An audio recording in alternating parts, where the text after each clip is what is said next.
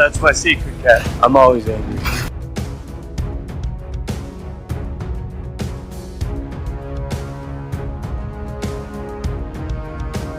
Alright. I ran out of patience. On the roost! Hey everyone, Captain, big fan of Spider-Man.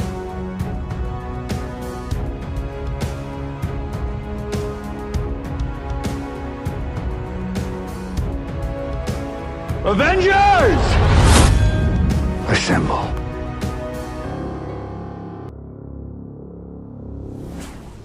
Hello, Peter. Hello and welcome to the Infinity Saga and Beyond MCU fan podcast. My name is Jordan Weekend, and we are talking Miss Marvel episode 6 called No Normal, the finale. So that's what we're going to be talking about today. Really looking forward to getting a good conversation about this. So again, that's Miss Marvel episode 6 entitled No Normal, directed by Adil and Bilall, Teleplay by Will Dunn and AC Bradley and Matthew Chauncey. Story by Will Dunn. The synopsis, it premiered July 13th, 2022. And the synopsis reads, back in Jersey, Kamala fights to save her friends from the clutches of damage control. All right, so that's kind of where we had started, right? This is... last episode, I had some concerns about going into this episode, right? I didn't really want Kamran to turn bad. He only does briefly for a bit, so I think that this works out pretty fine for that bit. And I was worried about who the villain would be. I was kind of suggesting Damage Control. That's who it is, but more specifically, a specific agent in Damage Control, and that is Agent Deaver, who's kind of been a pain throughout the whole series. Going in and to the mosques and places like that, and causing a little bit of issues. So that's kind of where I thought it was going to go, and I think that this episode was actually very good. I think this is a really good finale. I think overall this redeems kind of that last episode, which wasn't terrible. It's just, I think it's good to kind of get out of the clandestine. We're back in Jersey City. We're back with the rest of her supporting cast, and it had that feel again from the first few episodes. So this felt like a fantastic send-off for the character, and it was great to even see Zoe. We see Zoe in this as well, which I was wondering if we'd get any sort of wrap-up from her storyline, which she wasn't in it much, but it's nice to know that she knew it was Kamala and that she was, kind of covering for Kamala. That was all very good. So let's kind of jump into it then. We start off with Bruno and Kamran on the run. And that's when Deaver orders a citywide lockdown to try to find Kamran. Kamala is back in Jersey. We go right to it, right? She's talking with her family, telling them that she is Nightlight, a name she doesn't like. Her dad had already spoiled the surprise to her family. The mother had already told her father, and the father told everyone else. But during all of this, she gets a call from Nakia, who's looking for Bruno. He's not answering his phone. So she is going to get ready to go out and find them. Her mother is going to hand her a new outfit she has sewn for her, which is perfect. This is really good. And I really like this because what's different about this, right, is that she gets the costume really early in this finale. I was really wondering if it'd be like a last scene thing, but she's going to get it early. And her mother makes it. This ties back to the whole like Hulk cosplay thing for AvengerCon. So I like that kind of wrapped up that bit of storyline. And I like that when she opens it up, we do see just the lightning bolt. And then we're going to get our full reveal of her as she's, running in the sky using her bands to create the create the steps that she makes. So she's gonna be able to she finds Bruno and Kamran leaving the mosque. They were kind of hiding out there for a bit. Agent Deaver comes in. They're able to kind of stall enough to get those kids out, and Kamala's going to meet them in the alleyway, and she's going to take them to the school, thinking that the school, since it's a weekend, is going to be the best place to hide. Not a lot of people around. It's going to be easier. Well, they get to the school, and somehow they knew that they were there, and that's where most of our action is going to come from in this episode. And what we're going to get is things like them stalling for time, using the automatic softball pitching machine, and using the fire extinguishers, creating little traps with desks and chairs. And I really like this. Everybody coming together. Zoe's there. She's going to help. We have Nakia. We have Bruno, Kamran, and Kamala all together. Her brother's going to show up, and he's going to help out as well. And we get, I think, a lot of great stuff. What mainly is going to happen, though, is at one point, Kamran's going to ask about his mother. And this is where I kind of saw the turn coming, right? And he's still having problems controlling his powers. He is going to learn of his mother's passing, and he is also going to have a little bit of frustration with Kamala. He wants to, especially when she says she's going to sneak him out and get him to the Red Daggers, or to a friend, and he is able to suss out that it is the Red Daggers that she is talking about. And he's not thrilled with that, because, they've kind of been the clandestines and the Red Daggers, as we saw when she was over in Pakistan, have been going at it for a long time.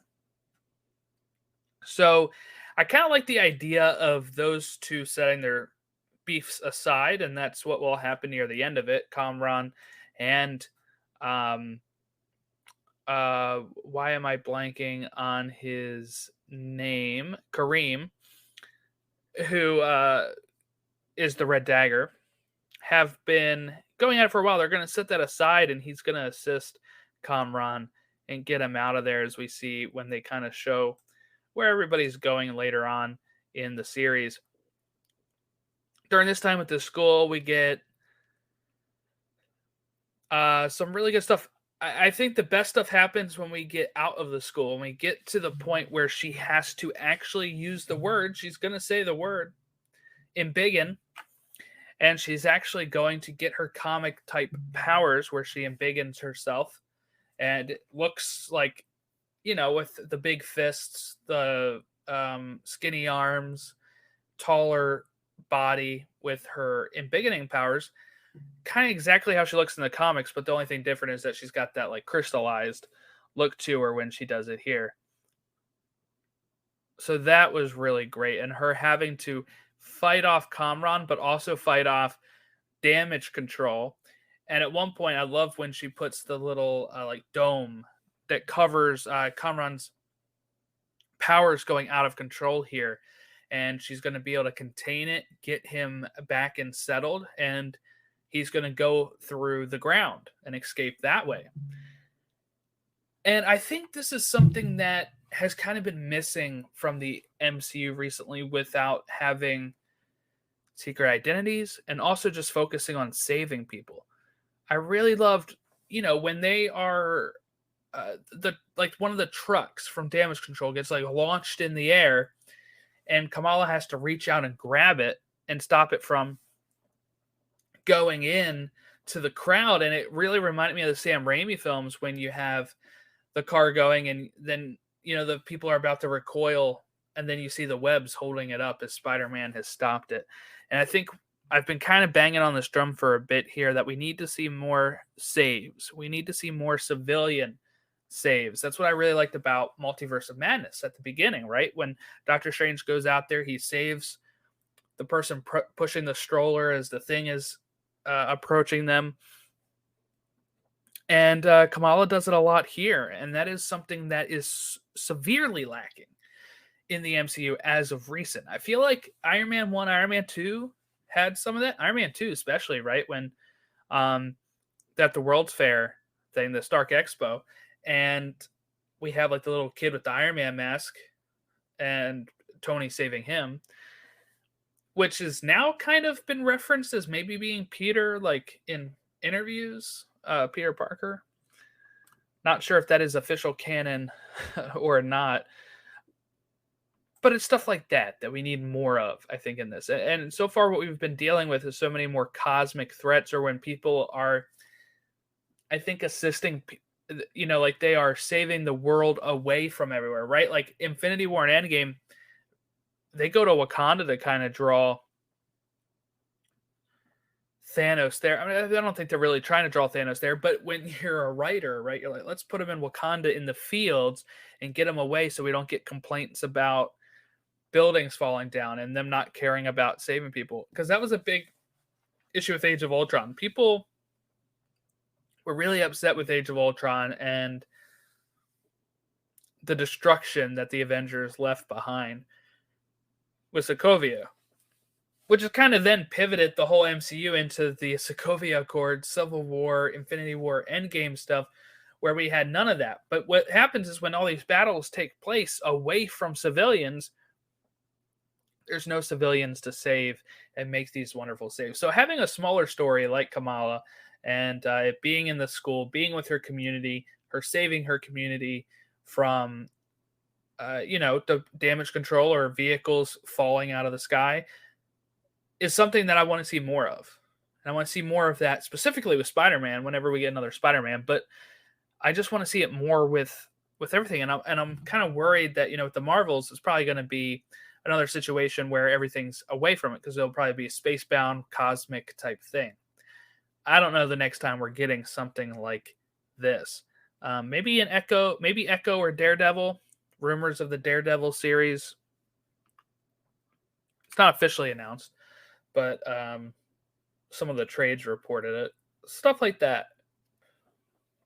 I don't know. She-Hulk might be able to have some of that. I don't know. I think she's going to be more focused on the legal side of things. So we'll see how it goes, I guess. But I want to see more of that. I just thought this fight scene stuff was just really great. Seeing her powers again, I'm really big fan of the upgraded power set for Miss Marvel with the hard light and using that hard light to embiggen and actually having her say it, having her do it. There's a way that we can still have that character that we all love from the comics, but also have her at a stronger power set with a more unique power set, and that's what we're getting. And I think that's what I really like about it. I wonder if they're somehow going to try to adapt this into the comics somehow. We'll see, because there's another change that happens here. So at the end of it, Kamala is beloved. Everyone likes her. She figures out her name, Miss Marvel. And that comes from her dad. And I really like that it comes from her dad. This scene is kind of from the comics when it's talking about what her name means. But they didn't really, her name meaning like, what do you say? Like hope. And then also mentioned it meaning meaning the word Marvel. And then him saying, "You're our little Miss Marvel." And her being able to say, I have the same freaking name as Carol Danvers or whatever. Like, that connection clicked for her. She really, this is a person that's all over her walls, as we'll see again here in a little bit. But she's a huge Captain Marvel fan, and learning that her name can be translated to Marvel, she's able to kind of co-opt that identity, right? And she will be joining as the Marvels when we see the movie next year. So that was really cool. That was a great loving scene between her and her father on the roof. Great character work. And that's the type of vibes I really like in this show, is the family vibes. Having more family-friendly stuff, family-based stuff in this is really nice because we haven't had a lot of that, right? Some of these characters have acted like family, right? Guardians had this whole thing about how they choose their family, right?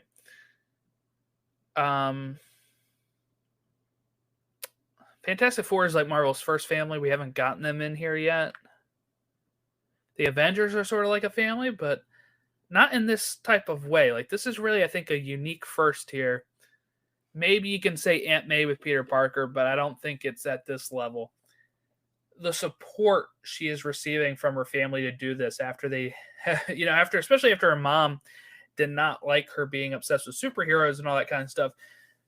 She makes the suit for her. She's going to say, this is what you want to be, then I'm going to be here for you. And that is something that is really great messaging. And just something we haven't had in the MCU is this family-based dynamic. And I want to see more of this. I hope they have pretty good roles in the Marvels, her family. And I hope we get a season 2 of this show that's more based in Jersey City and having her in Jersey City, saving her community. Okay, so Kamran flees to Pakistan. He's going to meet up with Kareem. That's kind of where we leave those two. Bruno did some more tests on Kamala, revisited her stuff because her brother Amir wanted to know if he had these same capabilities. He doesn't. None of her family does, because what she possesses is a genetic mutation which the rest of her family lacks. So there it is. That is one of our first references, or our first reference to the it's kind of like our first reference to the X-Men or mutants in the MCU. You could say that the first one was really the Professor Xavier in Multiverse of Madness, but that was a different universe, so I don't really count that. But also, we got a nice little sound of this when he mentioned previously on X-Men.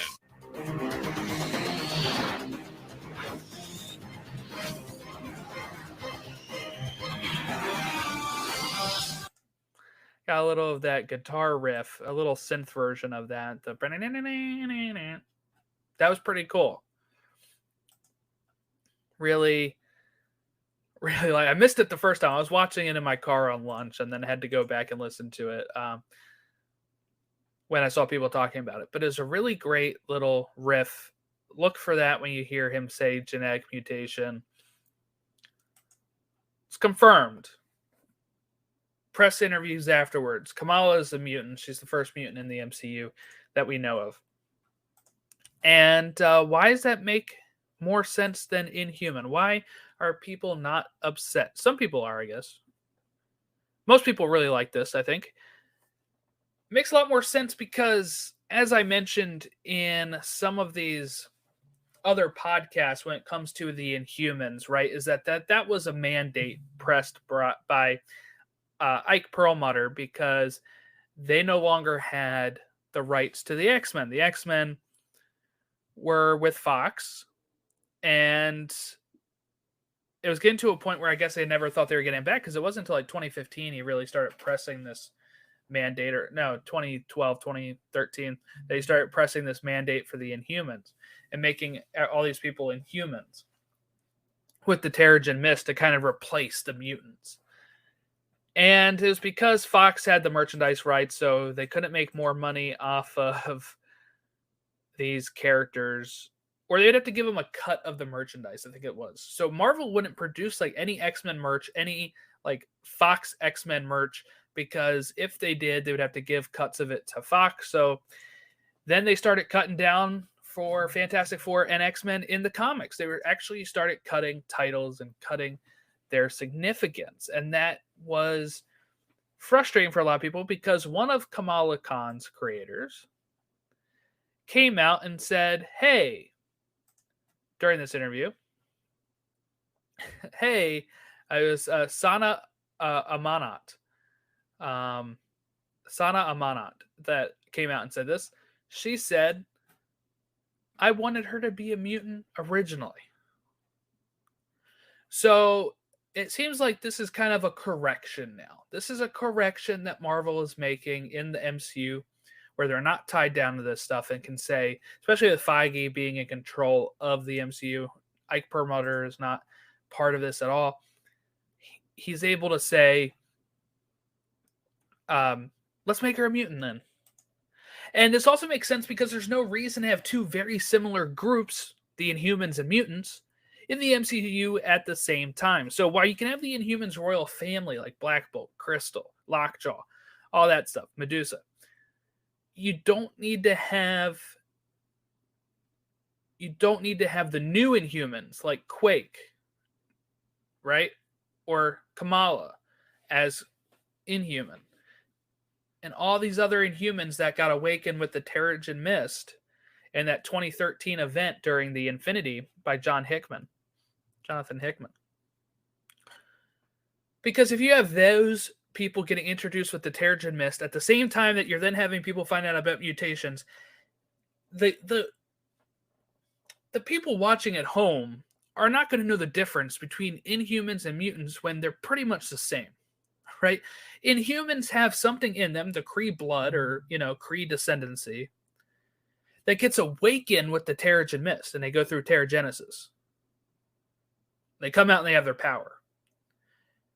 It's not very different from what a mutant does. Mutant has the X gene, and at a certain age, that X gene triggers, and their mutation is now active. And that is what has happened with Kamala. In the MCU, in the comics, she went through Terrigenesis and all that. So if you had both of those at the same time, and then have just regular people in the street and ask them, what's the difference between Inhumans and mutants? I don't think many people would be able to tell that difference, even if it was accurately represented in the MCU. I don't think many casuals would be able to really tell the difference because they're so similar. The only difference is that they don't go through like a Terrigenesis thing. The mutation just awakes, right? So this makes more sense. And really, Kamala, and probably Daisy Quake from S.H.I.E.L.D., Agents of S.H.I.E.L.D., Chloe Bennett played Quake.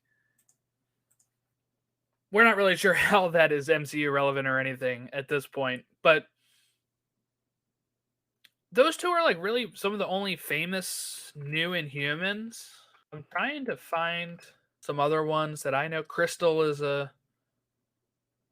she's younger sister of Medusa. I mean, none of these are super famous. Quake, Kamala Khan. There you go. I mean, the mutants are way more famous. So just take the characters that are already popular, like Kamala, refit it to fit into the MCU. Not everything has to be comic accurate. I wish people would stop worrying about that. This is an adaptation.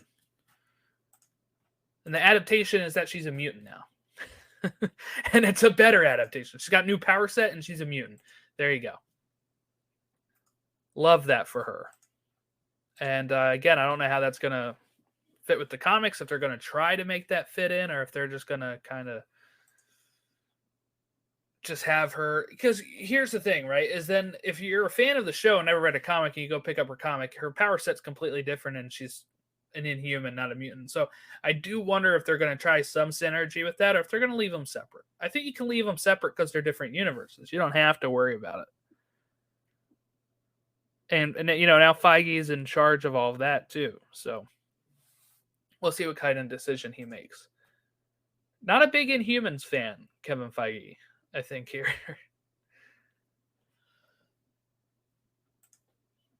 All right, so that pretty much ends it. We get a mid-credit scene. This is something we can speculate on here, and we will speculate on it. In the mid-credit scene, Kamala is coming back from wherever she was. She's laying on her bed. Her mom's like, hey, that doesn't sound like you're doing your homework. And she gets up and she disappears. And we have Carol Danvers appear in the bedroom, sees pictures of herself everywhere, and says, "Oh no!" And that ends the mid-credit scene. So I saw some confusion for people with this mid-credit scene. Some who say, well, in the comics, Kamala can change her appearance, and at one point did make herself look like Carol Danvers. But I think it's very clear that's not what's happening here. And the reason I say that is because